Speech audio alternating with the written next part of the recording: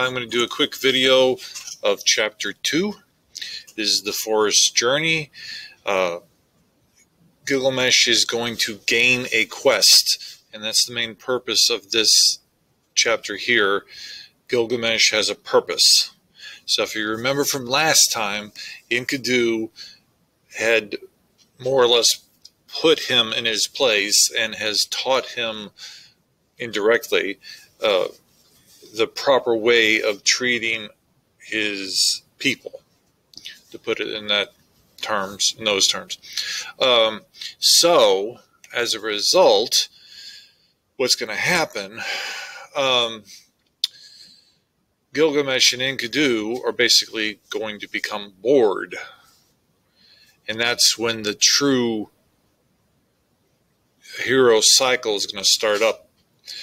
The mild conflict that occurred in the last chapter was just to get Gilgamesh situated and motivated and get his hero status aiming in the right direction.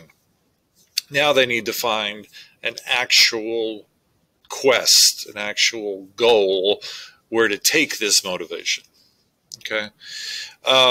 So let me go up a little bit more just to confirm. Okay, so right, so it ends, chapter 1 ends with Enkidu and Gilgamesh confirming their friendship. So chapter 2 begins with Gilgamesh, and you see in the second line, Gilgamesh has had a dream. And in this case, rather than going to his mother, Ninsun, and asking her interpretation, Enkidu is going to interpret the dream. And basically in this case, from this translation, it's stated, the Father of the gods has given you kingship. Such is your destiny. Everlasting life is not your destiny. Because of this, do not be sad at heart. Do not be grieved or oppressed. He has given you power to bind and to loose, to be the darkness and the light of mankind. So in essence, Gilgamesh can be both negative and positive for humankind. Once he's balanced out through Enkidu's presence, his role in society and for humanity will be more towards the light side of the equation. So again, this universe is a fatalistic or fatalism concept. Everything is decreed and set into place. Once you have your purpose outlined by the gods, you're stuck with it. You yourself might not know what your purpose is, but the gods do. They may tell you, they may not tell you. So in the case of Gilgamesh, he only has vague ideas of where his fate is going to lead him.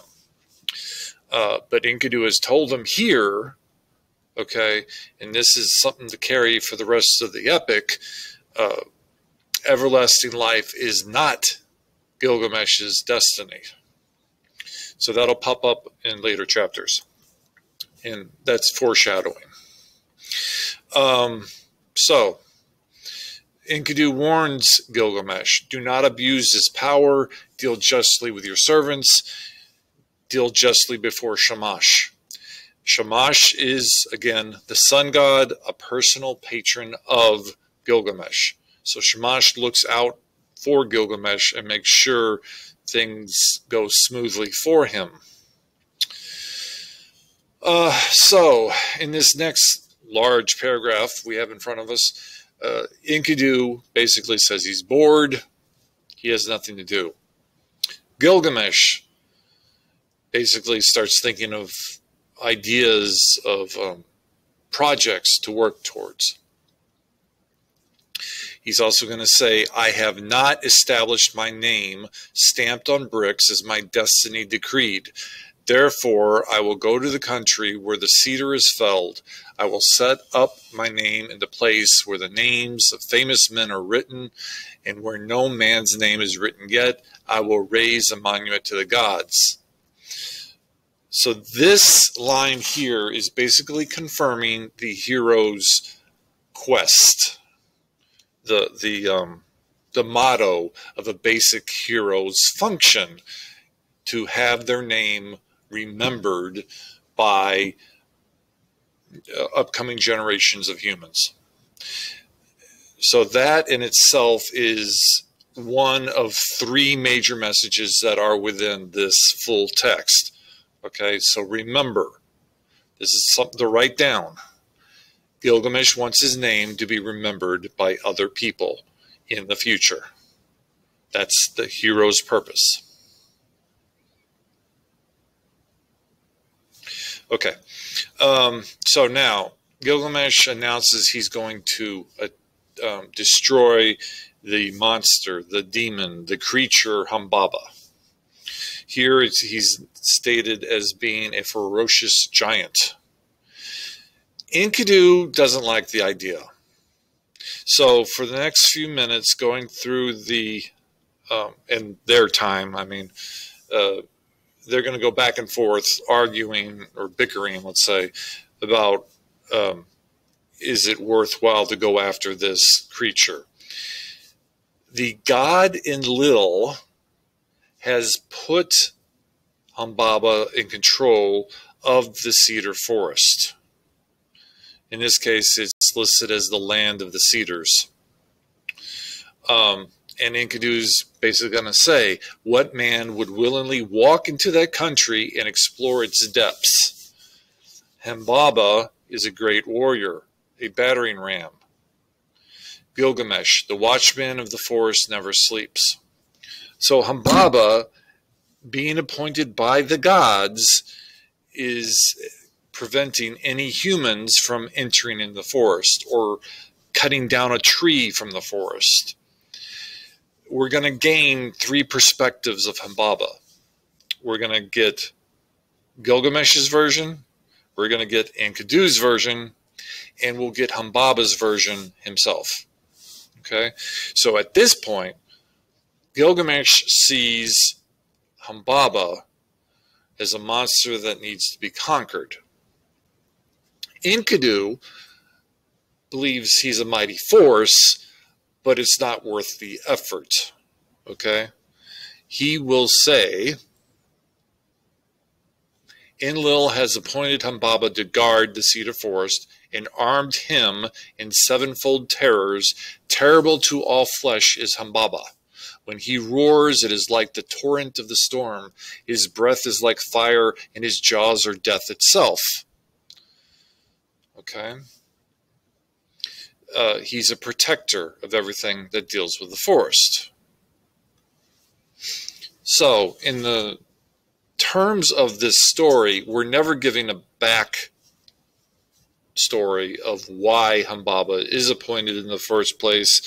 What is his true job as protector? Is he as evil to humans as Gilgamesh seems to think? Okay. So Gilgamesh is going to say, we should go forward. There's nothing to fear. Then if I fall, I leave behind me a name that endures. Men will say of me, Gilgamesh has fallen in fight with ferocious Humbaba. This is a common logic for these type of stories. Even if he loses in the fight, because Gilgamesh is so glorious in battle, and because he's putting forth a good fight, his name will live on. He tried to do something impossible. So,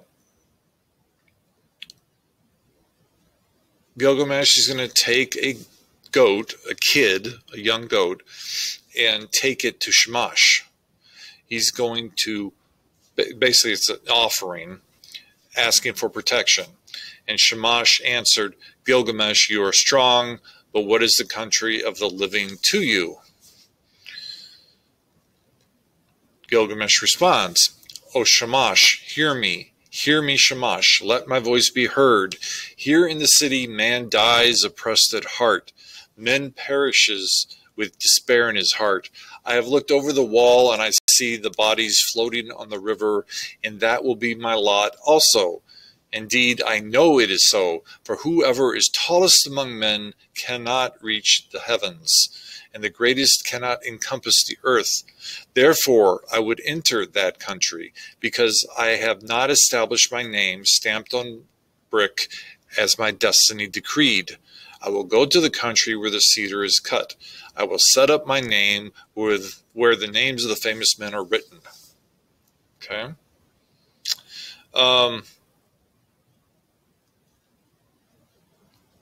And then he's going to say, if this enterprise is not to be accomplished, why did you move me, Shamash, with a restless desire to perform it? So in a manner of speaking, Shamash has put this heroic motivation in the head of Gilgamesh. And therefore, Gilgamesh wants to live up to this ideal that Shamash has given him. Okay. So therefore, Gilgamesh is going to take on the task because Shamash has more or less sanctioned it. He's going to get some weapons. He has to get weapons for himself, weapons for Enkidu. The people are going to gather in the streets, the old and the young, and they're going to talk about this. The counselors, who are old men, the counselors of Uruk, the great market, answered him, Gilgamesh, you are young. Your courage carries you too far. You cannot know what this enterprise means which you plan. So, at first, the public is against the idea. If you think about it, it's logical because they could lose their king. And then there'll be a struggle for power. And who knows what would come up out of this. Gilgamesh is going to assure them he's not afraid of Humbaba, right here. Shall I say I am afraid of Humbaba? I will sit at home all the rest of my days. So basically, if he admits he has a fear of this creature, then he hasn't any worth of being king. So Gilgamesh basically says, let's go to my mother, Ninsun. Let's get her opinion. Ninsun is wise with deep knowledge. She will give us counsel for the road we must go.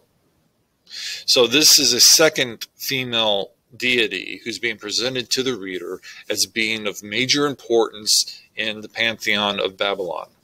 So remember Aruru, the goddess of creation, who's wise, has the ability to create life. Ninsun is a minor goddess, but on the other hand, she has deep wisdom, and she adores her son. She loves her son, so she will give honorable advice to him. So he goes to her and asks for her opinions. Now, again, like I said, Ninsun is a minor goddess. Shamash, the sun god, is a major god. So that's why she goes through this ritual with a lot of elaborate ritual performance. Ninsun went into her room. She put on a dress becoming to her body. She put on jewels to make her breasts beautiful. She placed a tiara on her head, and her skirts swept the ground. Then she went up to the altar of the sun. Standing upon the roof of the palace, she burnt incense and lifted her arms to Shamash as the smoke ascended. O Shamash, why did you give this restless heart to Gilgamesh, my son? Why did you give it? So she's worried for her child. And she's basically saying, I don't understand why you've put this desire in him, but because you, of all gods, are honoring him with this quest, she wants Shamash to continue his protection over her child. So here it says, Shamash, do not forget him. Let the dawn, Aya, your dear bride, remind you always, and when day is done, give him to the watchman of the night to keep him from harm. So through Shamash and through his connections, the other gods associated with Shamash will watch over Gilgamesh. Likewise, Ninsun's going to call forth Enkidu, and she tells Enkidu, strong Enkidu, you are not the child of my body, but I will receive you as my adopted son. You are my other child, like the foundlings they bring to the temple. Serve Gilgamesh as a foundling serves to the temple and the priestess who reared him. In the presence of my women, my votaries, and hierophants, I declare it. Then she placed the amulet for a pledge around his neck and said to him, I entrust my son to you. Bring him back to me safely. So the reference here where it says, you are my other child, like the foundlings that they bring to the temple, traditionally, unwanted children or mothers who couldn't care for their child basically would offer the child up to the temples, and the temples would raise the children. So in essence, Ninsun is saying she will adopt Enkidu into the family. So in a sense, Enkidu and Gilgamesh are now brothers. And the term will be added to the list. So they'll be dear friends, strong companions, counselors for each other, and blood brothers. So through Ninsun, she made the bond even stronger.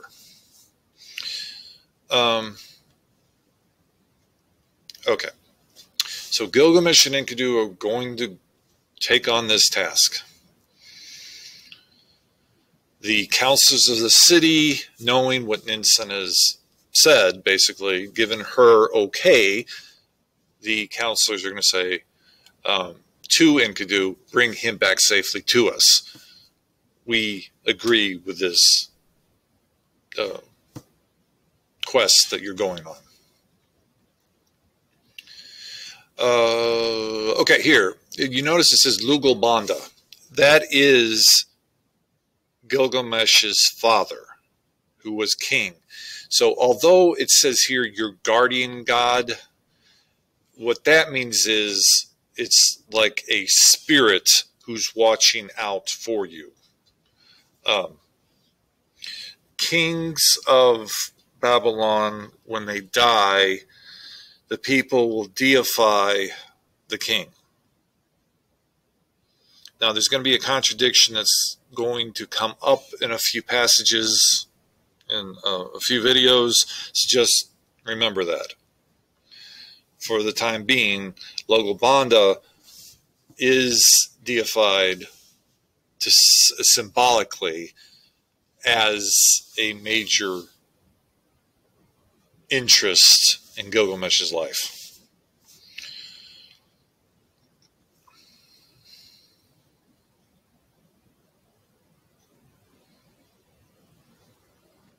Okay, so they're going to go on this trip. It's going to take many days. Right here, it states the two men, in 3 days, they had walked as much as a journey of a month and 2 weeks.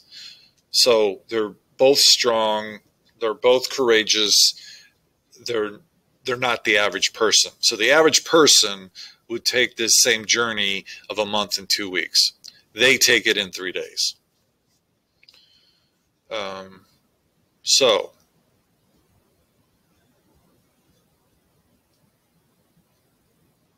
I'm skipping ahead.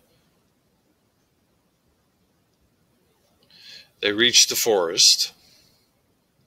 They find the trail where Humbaba usually does his walking when he's checking He's protecting everything, making sure everything's in its place.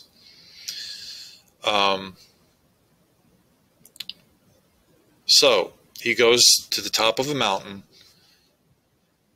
and asks for a favorable dream. Okay. Now, he wakes up at midnight. And again, in this case, he's going to ask Enkidu to interpret the dream. Dream interpretation is a major portion of ancient literature. If you think of the Old Testament, the whole point of Joseph in the Old Testament, he's a dream interpreter. And that's how he moves up the ranks in society when he's brought into the Egyptian community. So back to Gilgamesh and Enkidu. Gilgamesh says at midnight when he wakes up, Enkidu, what was it that woke me if you did not? My friend, I have dreamed a dream. Get up, look at the mountain precipice. The sleep that the gods sent me is broken.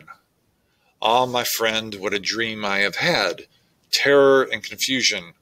I seized hold of a wild bull in the wilderness. It bellowed and beat up the dust till the whole sky was dark. My arm was seized and my tongue bitten.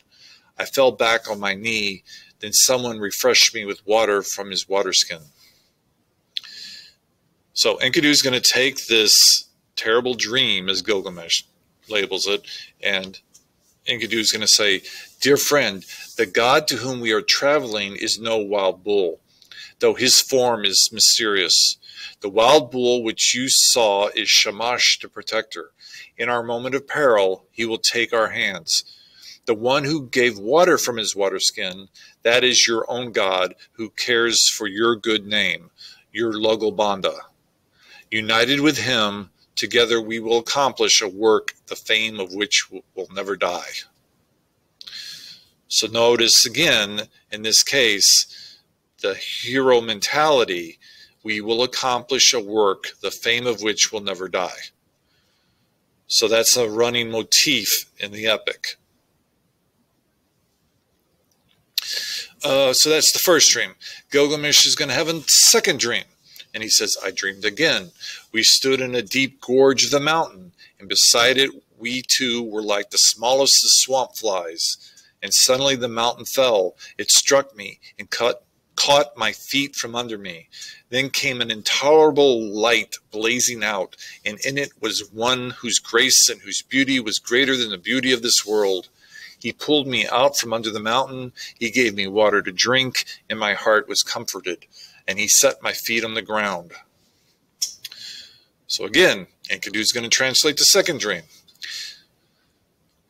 He says to Gilgamesh, your dream is good. Your dream is excellent. The mountain which you saw is Humbaba. Now surely we will seize and kill him and throw his body down as the mountain fell on the plain. So do notice right here, I just want to clarify, the narrator is labeling Gilgamesh as a young god. Always keep in mind, Gilgamesh is 2/3 god, 1/3 human. As a king, he's close to the gods. He's practically a god. The people will consider him a god. But in the end, he's mortal. He will die. So you get a little discrepancy here again. The title is more of an epithet and less as a reality of the belief system. Okay? Okay, so they're going to travel some more within the kingdom of the cedars. They're going to come to a new mountain. Gilgamesh is going to have another dream, the third dream. He's going to wake up. And in this case, the dream was the heavens roared and the earth roared again. Daylight failed, and darkness fell. Lightnings flashed fire blazed out, the clouds lowered, they rained down death. It sounds horrible. Okay?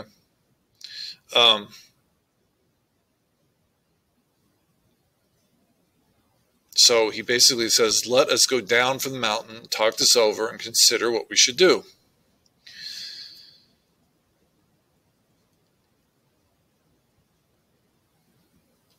Okay. So Gilgamesh and Enkidu come down off the mountain, and they knock down some cedar. Humbaba is going to hear this noise from far off. He's going to be majorly mad. And here he says, who is this that has violated my woods and cut down my cedar? Shamash is going to say out loud, go forward and do not be afraid. So he's giving encouragement to Gilgamesh. Okay?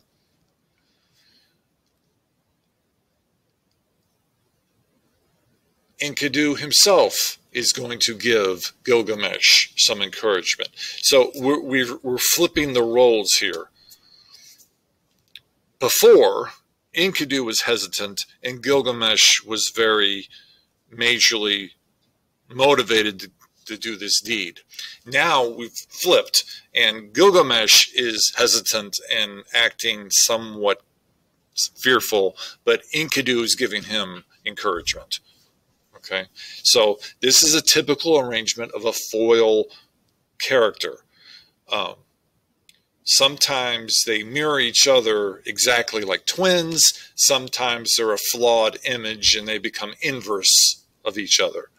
Okay, so in 10th grade, you would have read Antigone. It's the same thing with Antigone and her sister Esmene. They are foils of each other. Okay, so Enkidu gives more encouragement to Gilgamesh, and then we're going to flip it. Enkidu, the faithful companion, is going to say, oh, my lord, you do not know this monster, and that is the reason you are not afraid. Because Gilgamesh has gained encouragement. I who know him, I am terrified. His teeth are dragon fangs, his countenance is like a lion, his charge is like the rushing of the flood. With his look, he crushes alike the trees of the forest and the reeds in the swamp. So, again, we flipped the situation.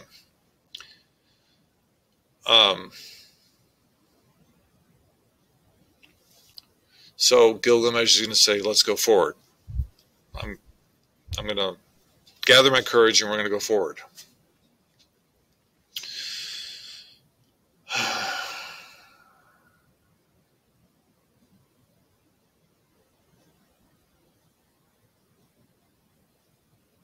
And again, there's going to be a moment where Gilgamesh is going to hesitate. And Enkidu is going to say, oh, Gilgamesh, remember now your boats in Uruk. Forward, attack, son of Uruk. There's nothing to fear. Okay? So again, we're flipping back emotionally.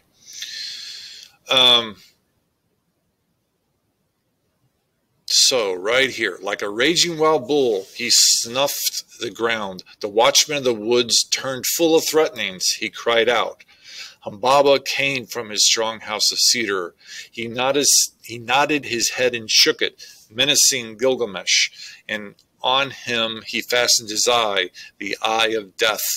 Then Gilgamesh called to Shamash, and his tears were flowing. O glorious Shamash, I have followed the road you commanded, but now if you send no succor, how shall I escape? So that word succor is support. That's another word for support. So Shamash is going to help him by sending winds, all the variety of horrific winds from nature, and they're going to blow against Humbaba and pin him back and allow Gilgamesh to attack.